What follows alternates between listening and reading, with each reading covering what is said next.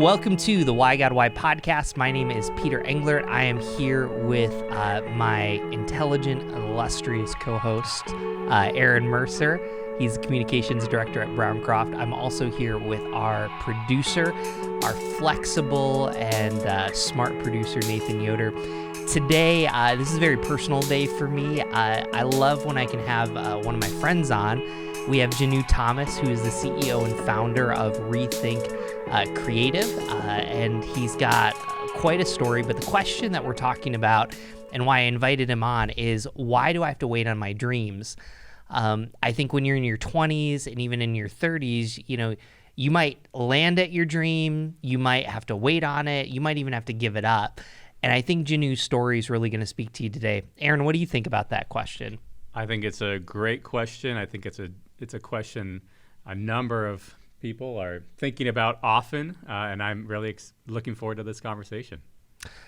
Janu, I'm not a high schooler anymore. So I met Janu in Binghamton, New York. We went to church. He was one of my youth leaders, and so you get to hear the rest of his story. But Janu, why don't you introduce yourself? You were from. You grew up in India as your parents were missionaries, and so why don't you kind of start there and just share a little bit of your story? Man, first of all, what an honor, Pete. You were a little kid when we were running around in that youth on the 5th floor. I still remember the name. So it's an honor to be here. I've listened to your podcast, and I've kept wondering, Pete, like, why me? So you have amazing guests. It's an honor. Let me take a couple of steps back on my story. I was born and brought up in Calcutta, India. My dad was a part-time missionary and a part-time accountant. And, he faithfully led a church. He was a church planter. He led a church of 25 Hindu converts for 25 years. And he was just faithful. I saw through my dad's eyes, when, we're talking about dreams today, I kind of saw it through his eyes, what it meant to have a long-standing dream and a calling in his life. And even as a little kid, just growing up, I was surrounded by poverty. It shaped a little of who I would become. For 17 years I was there. After that, I got this amazing opportunity to come to New York City. Little did I know this was a part of God's setup, as he does with a lot of dreams. I ended up at the back of a nursing home washing dishes for 3 years, and I felt, all my dreams were lost.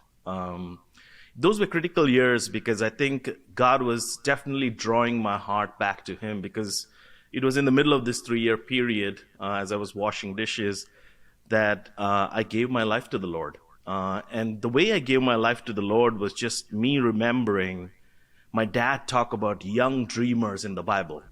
We have so many dreamers in the Bible that had this journey and they trusted God.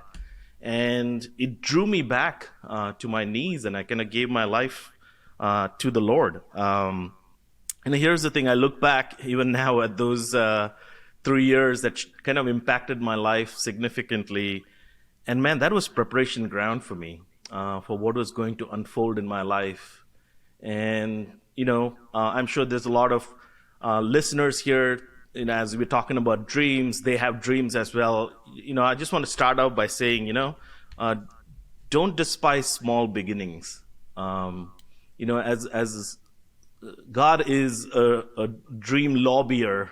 He gives dreams to people from heaven. And if God has put you in a season where God has a dream in your heart, and you're going through the waiting period, I just wanted to encourage anyone that's listening today, man, lean in. God knows what he's doing in your life. He's in control. Just lean into this season, this preparation ground, this place that he has you on. That's a great introduction there. Thank you so much for sharing that. I want to hear more about Peter Englert as running around on the 5th floor. That sounds right. Sounds Pete, should I spill all the secrets? I think that now that we're recording here, I think this is a great time to get all those out. But and I'm sure there's a number of listeners who'd be curious too. I am also curious, you know, you talking about how you have your dreams and you move forward with your dreams. Did you have just one dream you were chasing? How did you refine the dream that you were chasing to get to take the next step from the story that you've told us so far? Yes. It's interesting. I think, Pete, when we originally talked about this topic, dreams, for me, I just felt like there was like 4 seasons that kind of unfolded in my life. It's odd. I look back and I see these seasons, and each season I felt like God was leading me through a dream, through what I call, and I think we'll talk about this a little more, but what I call a calling. From those days when I was washing dishes, if I can pick that up, I went through a phase of like 11 years of God's blessings in my life. I met a beautiful girl, fell in love with her, finished my bachelor's, master's, MBA, got planted into the corporate world till I was like 30 years old, and God started kind of unfolding kind of like the second phase of what he was going to call me to. He usually works this way with dreams. He creates this holy unrest in you.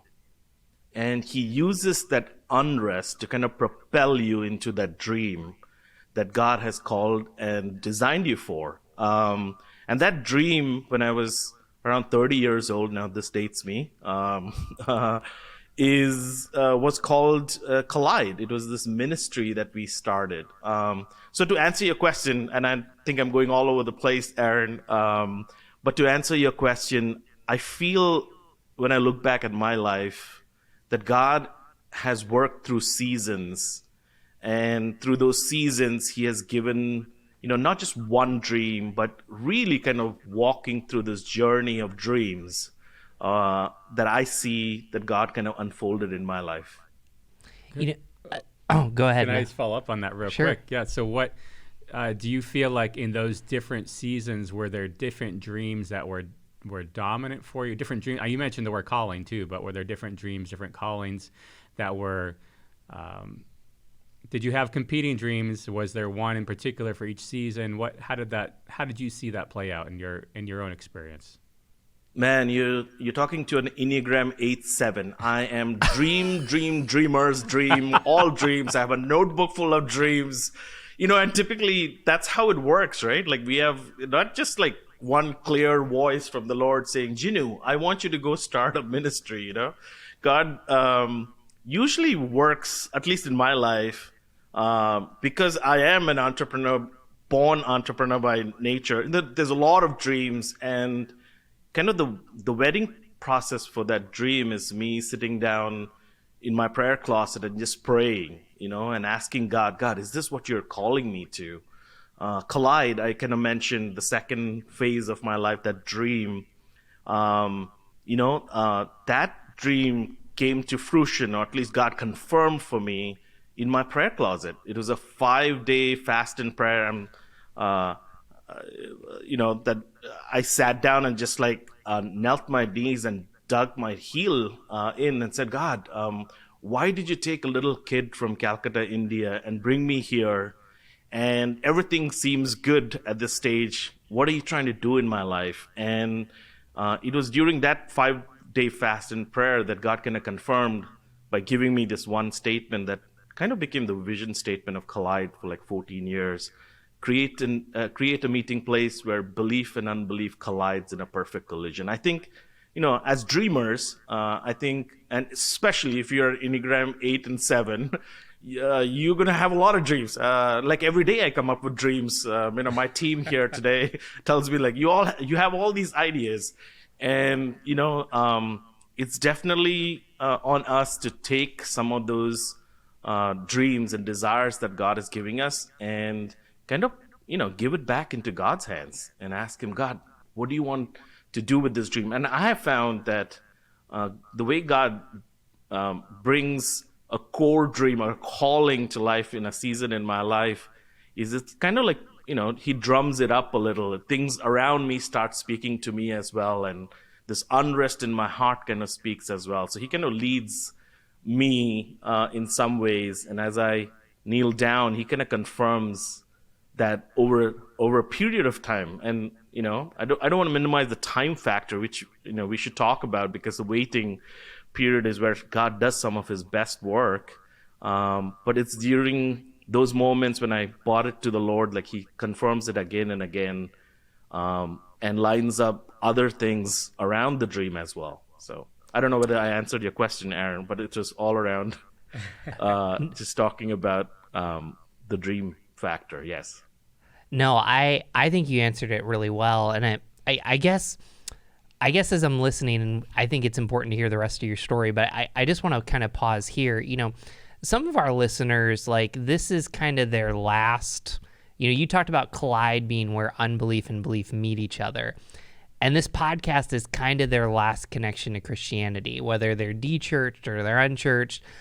And I think if I was to talk to some of our listeners, they'd say, God doesn't want me to dream, or the church doesn't want me to dream. They just want me to be boring and do whatever I want to do, just read my Bible and pray. And then we meet you. That's just like, it's almost like, I don't know how you can be a follower of Jesus and not dream. So I guess kind of where we are in your story right now, how would you respond to a person that says, following Jesus, like, it's all about killing your dreams. It's all about, like, no fun, and God's going to call you to do something terrible. I don't know.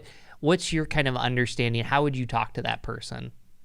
Yeah, I'll be honest with you, Pete. That's something that I personally struggled with as well. Like, we hear it from the church, right? Everybody has a purpose. And then you're like, for the longest time, you're thinking, like, what is my purpose? I don't know what it is.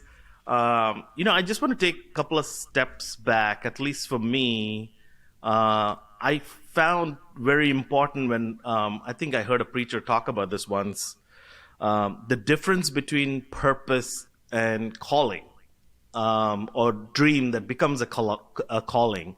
Purpose is, in some ways very general. I feel like when a preacher stands and says God has a purpose for your life, I think the whole creation has a purpose, and that purpose is wrapped up into serving others and glorifying God. That's everybody. I think everybody that was created from the Creator has that purpose in them, that they should serve others and glorify God.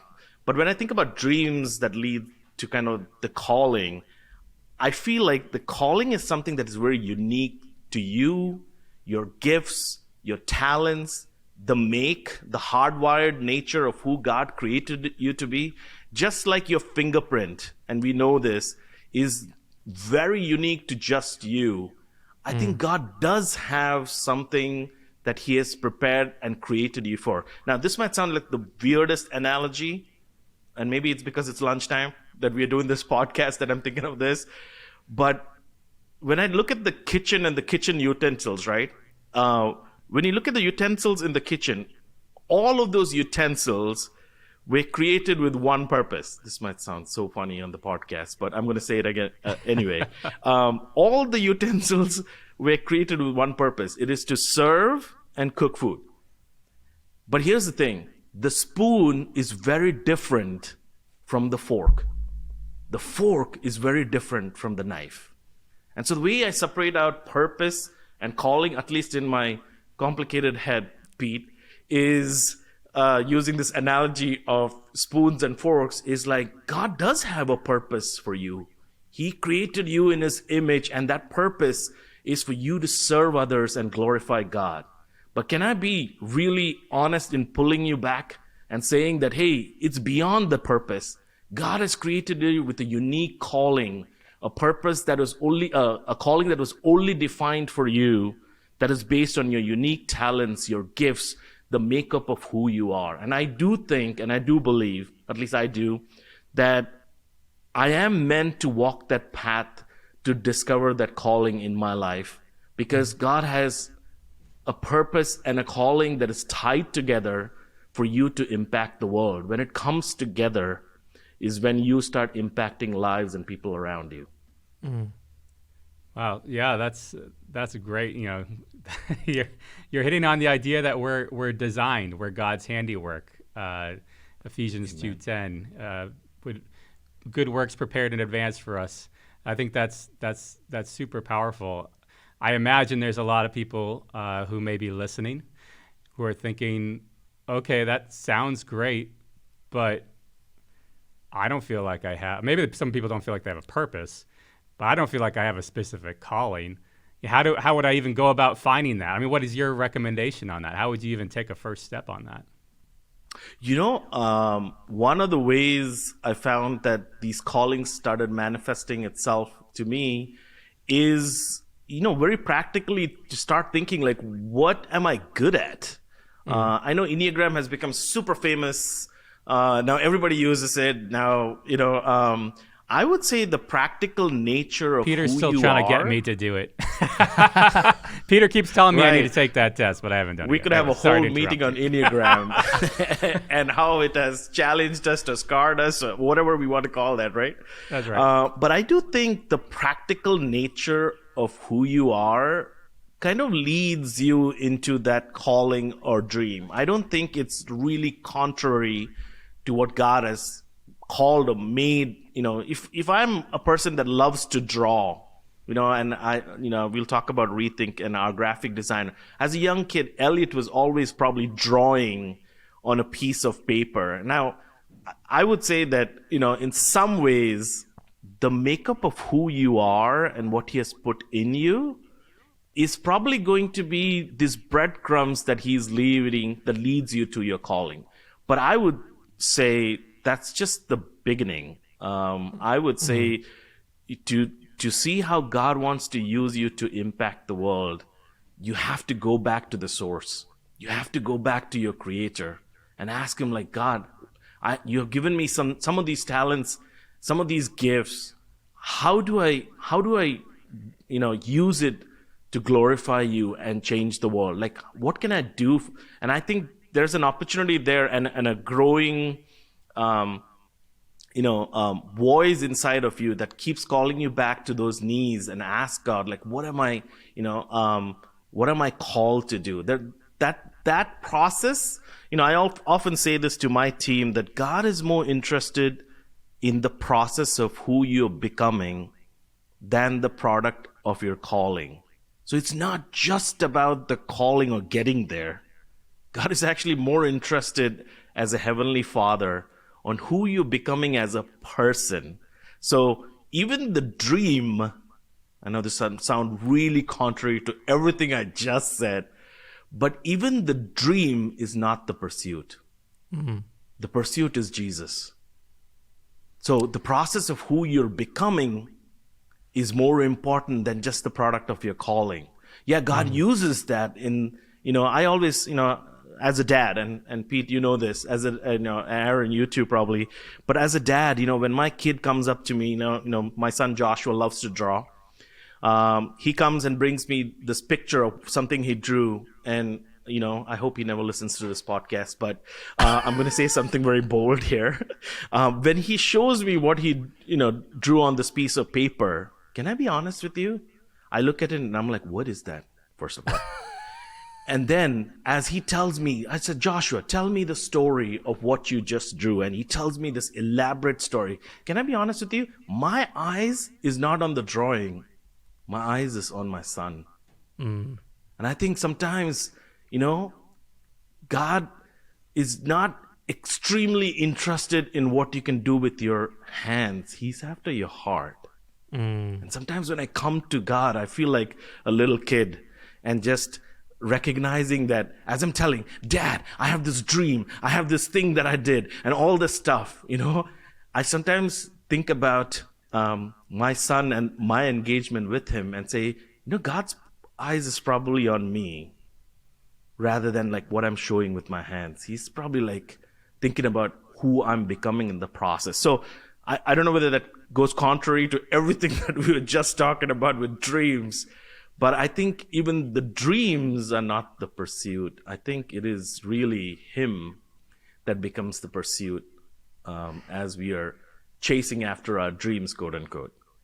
I think that that's just so powerful. And, I guess I see what you just said working out in your life because, when I think about Collide, Janu, you're like one of those people that like all of a sudden, like you get news and like, oh, Janu just started a conference. Like, oh, Janu just started a company. And like, it's like this huge thing to other people. But for you, it's like, oh yeah, that's not a surprise. So, but, you've had times in your life where, I think there's a disappointment in, not seeing your dream come true. But I also think that there's even a bigger disappointment when your dream comes true and maybe you realize it's not maybe as great or it's not as fulfilling. So, in kind of hearing you talk about pursuing Jesus, being like Joshua, your son, you started Collide, and kind of walk us through because, I mean, here you are leading a company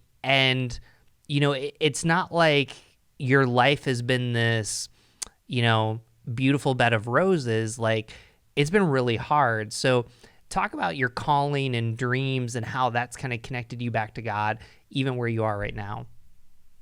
Yeah. I guess, Pete, it'll bring me back to the story of my son, Joshua, who I just talked about. I think it's C.S. Lewis that I believe that quoted this, that he said, God whispers to us in our pleasures, but shouts to us in our pain. And it was truly a journey. Collide was truly a journey of, in some ways, God emptied me out. And let me tell you the story of Joshua, my son. My wife Anne and I were trying to have kids for a long time and finally found out Anne was, pregnant. And this was 2 years after I launched Collide, that we go for our 20th week anatomy scan on April 26, 2013. I can't forget that day. It felt like that day is when kind of dark clouds kind of surrounded us. That day we found out that our son, Joshua, would be born with half the heart. And it's called hypoplastic left heart syndrome. And, only 10-20% of these kids in America make it, and 100% doesn't make it outside of our country. There's specialized centers here. And Joshua went through 3 open heart surgeries and like 9 interventions. And it's when we talk about dreams and calling, and I look back at the journey and I can clearly see that there was a part of me that God had to do a lot of work on. And sometimes, for a lot of us, pain becomes that teacher. Suffering, becomes that teacher. And when I look back at Joshua's journey, and he's 8 years old, and he's doing well now. He's still in a heart baby, but he's still doing well. But I look back at that journey, and I always recognize that God used that time when our hearts were kind of broken into a million pieces to run after him again. And he used that struggle and that pain to really empty me in some ways, to make sure that my pursuit was Christ, and sometimes dreams can do that. When we start focusing on the dream and start doing things, you might sometimes forget what's the most important thing. But Joshua's journey definitely grounded us. And kind of, I always tell Collide's story and what has happened over the 14 years and leading 16 events and impacting 5,000 leaders. I always tell the stories like the 5 loaves and 2 fishes. I always tell my team here now at Rethink Creative that, hey, if that little kid had only 2 loaves and half a fish, would it impact the miracle? And the truth of that story is probably not. And I think sometimes we are so focused on what we have in our hand or what's happening. And the truth is that God, whatever you have, if you bring it to God, God can do the rest. And Collide and my journey over that 14 years was exactly that. I just bought what I had in my hand and said, God, I give you whatever I have. Can you touch it? And the beauty about that is Jesus can use whatever you have in your hand to feed the 5,000. He can do the rest of the miracle. So, to many dreamers that are listening to this, you're probably in this sometimes waiting period when the dream is being incubated inside of you. Just realize that God is doing a bigger work in your heart. He's after you, and you just need to bring what you have in his hands and see what he can do with it. So yeah, that for sure was a journey where God definitely brought me and my wife Anne into a greater relationship with him, and I think he used pain and suffering to bring us face to face with him through that journey. Wow, thank you so much for sharing that. That's powerful. It's an important part of your story. I can only imagine the emotions through that time.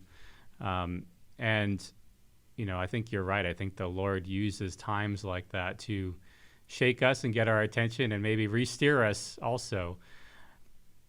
How do you, getting to that steer, maybe this is taking it back a little further too, but getting to that steering idea, like how you mentioned you have a whole bunch of dreams in your notebook. How do you discern which one you're supposed to be chasing, which one is the one the Lord has put front and center on your heart? Even in that difficult time, how did that time affect what dreams you were going to chase? And then as a follow-up to that question too is, at what point is it time to pass the reins on that dream and move on to whatever is next on your notebook? You've got the notebook full of them. Which one do you go for when? I would say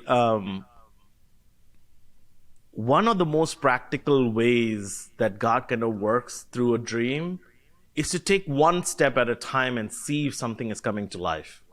And I think, I always, whenever I get to talk to a bunch of dreamers, I use this phrase, I say, fail small. And what I'm really saying there is that if you want your dreams to come to life, then failure should be a part of that craft or dream that you're going after.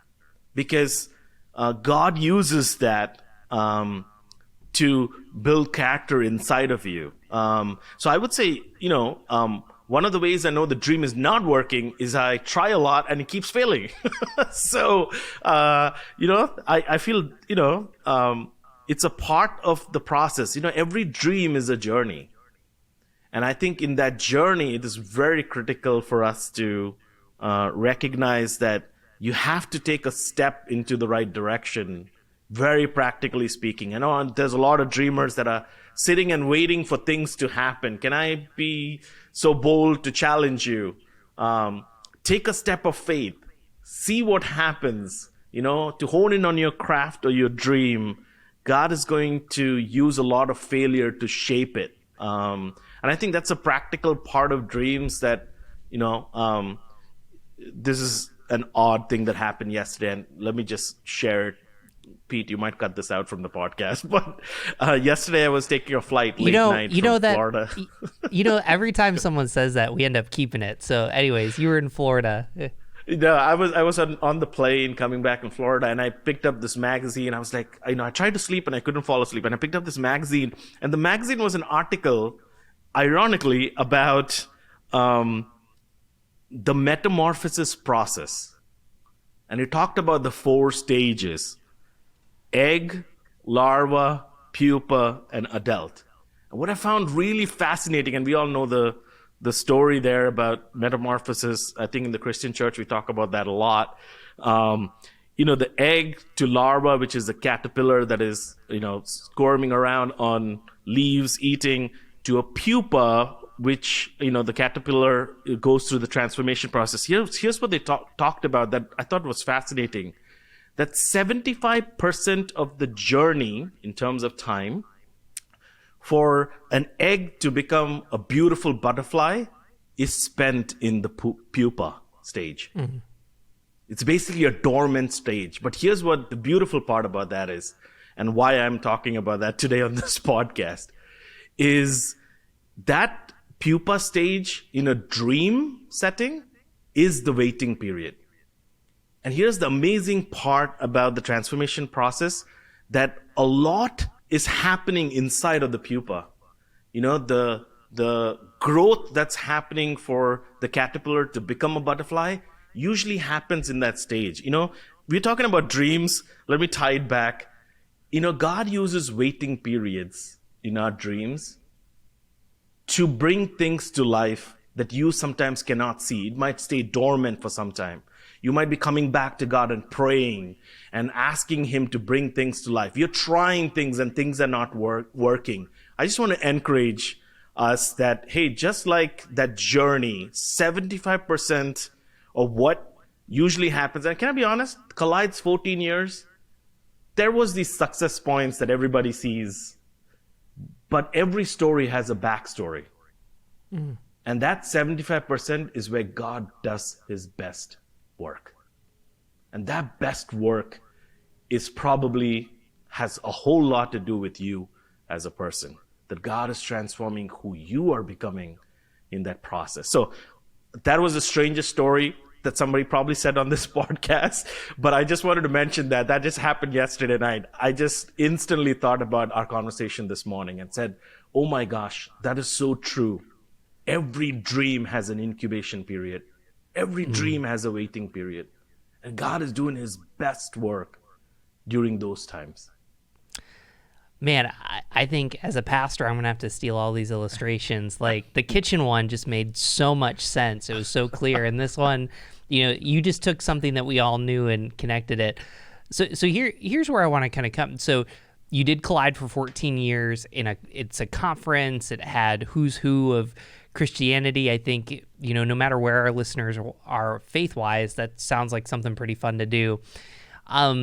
So I guess where I want to transition is, you know, was Rethink always the company that you started, was it always in the back of your head, or was it, you know, you did Collide and it was just a natural set? And then, so I guess I want to hear that transition. But my other question is, I'm sure we have a lot of listeners that would be like, I want to start my own company. I want to I want to start my own organization. And I guess I'd be looking for one thing that you'd say, I wish someone would have told me before I started. So, yeah. So let me start with Rethink. It's fascinating that you asked me about Rethink. You know, anytime. So Rethink is a creative agency that helps organizations with strategy, branding, web design, events. You know, we are a creative and branding studio that helps churches. 95% of our work is with nonprofits and churches. But anytime an employee joins inside of Rethink, and we've only been in existence truly, and you'll see why I say that, 4.5 years. But the question is, how did the inception of Rethink happen? And I can tell that story really well because I tell that story to every employee during the onboarding that happens here. Rethink started on September 13th, 2013. And it's a very critical day. It was my son Joshua was born on September 12th. Now remember, Collide is already going on the other side. And as Joshua was born the first day, he was whisked away. And the next day he had an 18-hour open heart surgery. And can I be honest with you on this podcast? I was a mess. I was broken. I was asking God why, just like this podcast name, Why God Why? Yeah. I was a huge mess in my heart, and I was crying and saying, God, why did you touch my son? Why did you do this to us? During that process, when Joshua was 18 hours in the surgery, the first open heart surgery, I sat down at Children's Hospital in Philadelphia, where there's this huge glass walkway. And I sat there for hours just crying. And then I took a pen and paper and wrote down what became a blog in 10 days called Rethink Everything. And that was the inception, believe it or not, of Rethink Creative. We actually have that inside our onboarding, and that blog and exact words that I wrote that day is all there. I feel like God does his best work when we are paying attention to what he is doing. That calling, that dream has something to do with you and your journey. More than you trying to conjure up things, like, can I start a company that does this? Or can I start, something that will do something and make a lot of money or something, some impact, or a nonprofit? I think God really uses our journey and what we are going through to start dreams and callings that are meant to be there to impact life. Again, Rethink is not my pursuit. It's Jesus. He can take Rethink or Collide, any of those pieces away. I think it's critical for us to understand that that dream is held with an open hand. It is to impact something for God. I don't know whether I answered your question, Pete, but I do want to answer, what would I say to a dreamer what do I say to a dreamer that is dreaming about doing something or waiting on the heels? And here's what I would say. I think this is Craig Groeschel that actually said it. He said, the path to your greatest potential is oftentimes through your greatest fears. Mm-hmm. The path to your greatest potential is oftentimes through your greatest fears. If I can talk about fears, there's a lot of dreamers that are sitting on the sidelines because of fear that has kept you captive. And I want to encourage all the dreamers that are listening in today, man, take a step of faith.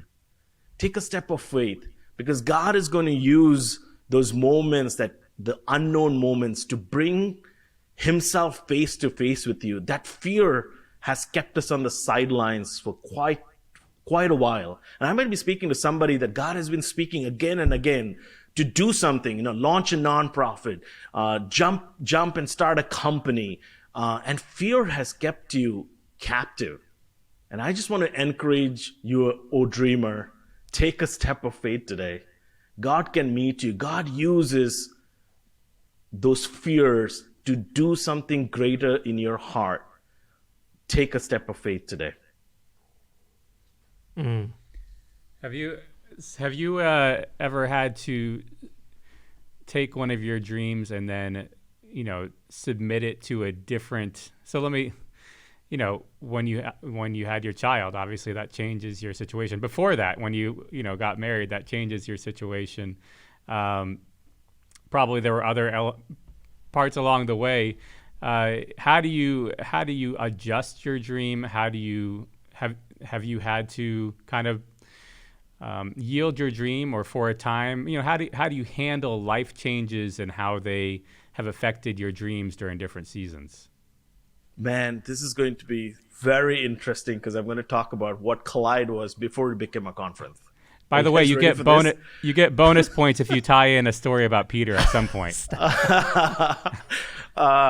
I'm just kidding. It is in some ways a constant evolution of what's happening. When God gave me that one line, create a meeting place where belief and unbelief collides in a perfect collision. For the first 4 years, I really thought, are you ready for this? I really thought it was meant to be a cafe. Wow. And I worked really hard on something called the Veritas Cafe for 2 years. And so all that to say that I did not know that God was trying to rally his church to come together so that we can become better leaders to impact the world. I thought it was a physical meeting place. Huh. So all that to say, Aaron, it is a journey. Every dream is a journey. And there is failures. There is, things that you leave behind. It's a part of the process. And I think God is amazingly awesome not to give us the blueprint. Wouldn't you like the blueprint of your life just like downloaded in a PDF? But he knows very importantly that if he gave you that blueprint, you wouldn't walk with him daily. And I think dreams are just like that. They have to be adjusted. They have to be tried. There has to be a faith journey that happens. If I had my way, Collide would be a cafe serving espresso. And you know what? I'm a coffee addict, and I would love it. I would love, Ebenezer's Cafe House. Aaron, we're talking about Pastor Mark here as well, and you were there for quite some time. It would be a coffee house. But God, what he really wanted to do through that process, that incubation period, is to make me realize that it has everything to do with burnout rates of pastors and burnout rates of leaders and challenging them. So, the first 5 years was lonely years with Collide, where I tried things failed. I came back to my father and cried out to him again and again. But immediately after the 5th year, when we did the first Collide Summit, we called it, I thought I would never do that event again. And it happened again and again, and God brought thousands of leaders. All that to say that every dream has this journey, where you have to kind of try things instead of sitting on the sidelines, dive in with your dreams and see what door God's opening. Be very practical, I don't think God was going to just come to me and show me a vision to give, then it wouldn't be a journey. Then I wouldn't be walking with him in that journey, And I think that is a big part of what bringing dreams to life is a journey that God has taken you on. So, Janu, I think some of our listeners might say, Janu, let me see your notebook and I'll take one of the dreams off your place because I don't have any. And just kind of from listening to you, you're just someone that's full of life, Enneagram 8, 7, you're talking to an Enneagram 2 helper here. So I guess to the person that says, I don't really have a dream, I mean, what would you say to that person? And maybe they don't even feel compelled to have a dream, but they're listening to this and, they're saying, do I need to have a dream? How would you respond to them? Yeah, I would go back to that analogy that I might be a spoon, but you might be a knife. All this to say that, man, if you look at who you are as a person and what God has done for you, if you look at, how he has created you to be this unique person. Did you know there is no other person like Pete Englert? Thank the Lord, but but there's no other person like Pete Englert. And it's a critical part of our faith in Christ that God has made us uniquely who we are. It's his identity in us. And I would say to the person that is thinking that they don't have anything, to definitely start looking at themselves and saying, God made me with this uniqueness, this gift that is in me. How can I cultivate those gifts? Now, the biggest fear that happens for people that don't take a couple of steps of faith is fear that keeps them captive. I would say start taking some steps of faith. Start talking to mentors, and I think that's an important part, that the journey is not just about you. The journey involves a lot of other people. To bring one Collide Summit to life, the conference we were talking about, required 150 volunteers. So each one of them has a journey as well. So Collide, or the dream that God has given you, the dream that God wants to use you for, it's not just about you. The dream is about everyone else as well. And I think taking that step of faith and trying to understand what God has wired in you and trying to pray and seek the Lord's face and say, God, what do you want to use me for, is absolutely critical in understanding where he's going to lead you, because it has everything to do with, whose life is at stake. Collide has impacted so many lives. The things that we are doing in churches impact so many lives. It's not just about you. It's about someone else's journey and how God has wired you to impact someone else's life. So I would say kneeling down is a great idea, but take some practical steps as well and start cultivating those dreams to build something.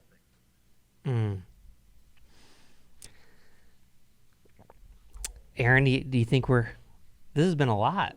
There's been a lot to take in here and think about. I think it's a great conversation. I mean, dreaming is a a big topic, and I think we hit on a lot of good points here. Yeah, well, we're going to close with our question. And Janu, you've been awesome. We're going to probably have to have you back on. I know that you're not a huge fan of doing podcasts, but we love this. This is great. I think, Pete, you think I'm really comfortable, but I'm like sweating here, nervous. So I just want to say that for the person that's listening, there is, even me sitting here is a step of faith, just talking. Well, we love it. So we always close with the question, what does Jesus have to say about this topic? So what does Jesus have to say about waiting on your dreams? And so Aaron and I will answer, and then you get to close. So what we say is you get to clean up any heresy or any false teaching. So we'll take care of that. Hey, I'll get started. So what does Jesus have to say about this topic? This whole podcast, I think there'd probably be two, habits that we could talk about, spending time with God in prayer and knowing and using your gifts. And, as a church, those are like two things that we're thinking about. And, so Janu and Ann lived in Endicott, New York, same town that I did. They had this apartment that you had to walk upstairs. And so Janu's the type of guy, he goes to a bunch of us. I don't even know what grade I was in. I was an annoying, 8th grader. And Janu's like, we're just going to fast for 24 hours. And I remember, fasting, and, we all kind of struggled through it, and there's a group of us there, and, we might have snuck a piece of bread in there. But, And coffee. And coffee. We literally were in Janu and Ann's living room just praying. And I think about that experience now, and I began to actually intern at the church that we were a part of, and I began to pursue pastoring, and it wasn't always this perfect kind of alignment. I kind of gave it up at one point. And so I think about our conversation, and I think about prayer. I know a person that says, hey, I drive home every once in a while, and I ask God, where are you? And he never answers. And I look at that specific time of fasting as a student, as crazy as it sounds, and there's a level of depth because of that just one moment. And we talk about an incubator, I don't think people understand that whether it's a sermon, whether it's an event, whether it's just even parenting, the thousands of hours of prayer is just never wasted. So I think what Jesus would say to us is, the time that you take to pray is just never wasted, and that God is working. And even I'll close my thought with this. Most of the time we want God to change our situation. And I think with that prayer and fasting, God was changing me. So I'll throw that out there. Yeah, thank you, Peter, for sharing that. And Janu, thank you so much for all that you shared today too. There's a lot to think about, a lot to chew on. I think Jesus, he gives us dreams. I think he adapts our dreams over time. I think at the end of the day, God knows our true name, and his purpose is to use the imagery of metamorphosis, but he makes us into that name that he has for us. And I think he gives us dreams, and I think he adapts them. I think he gives us the means to go after them. And I think hopefully one thing that can be encouraging from this podcast is that wherever you are, whether you're searching for a dream or you're trying to discern what dream the Lord might have for you, or maybe you're in that incubator stage, and maybe it's real frustrating because there's storm clouds or roadblocks or just things that don't make sense, or you're just trying to invent that light bulb and you're finding out all the ways the light bulb doesn't work, or you're at the culmination of at least the initial part of your dream. I think it's just encouraging to know that God cares about that. He sees that, and he wants to continue to build those dreams, but more importantly, build the dream of getting closer to him. So that's what I think. Janu, Clean it up now, Janu. Take us home. You know what? as you guys were talking, you guys just reminded me of one verse. So I'm actually going to let the Word of God clean it up fully. So here we go. Isaiah 43:1. I just want to leave all our listeners with that. And here's what it says. But now thus says the Lord, He who created you, O Jacob, He who formed you, O Israel, fear not, for I have redeemed you. I have called you by name. You are mine. I just want to leave with that. All that to say, in Isaiah 43:1, God is kind of making it so personal and saying, hey, you are mine. And all the pieces of your life, every journey, everything that is happening, the pain, the suffering, everything that has happened in your life, I just want you to know, and this is God saying in Isaiah 43:9, that fear not, I have redeemed you, and I'm going to pursue you because you are mine. Mm-hmm. And I just want to leave with that, saying that, hey, whoever is listening today, you're thinking about dreams, taking steps of dreams. Can I just reframe the whole thing to say, Isaiah 43:1, that God is in pursuit of you. And He says you are His.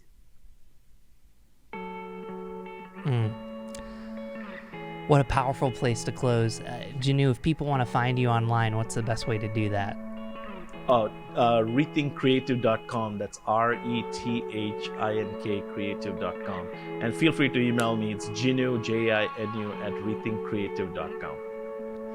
Well, we are the Why God Why podcast. We respond to questions you don't feel comfortable asking in church. We're brought to you by Browncroft Community Church. And you know what? For free, we'll just say we were brought to you by Rethink. And if we need to, we can edit it out. But Janu, thanks so much. The best way to get a hold of us is go to whygodwhypodcast.com, click the subscribe button. You get an episode every time we come out with one every Thursday. So thank you so much for joining us. Have a great day.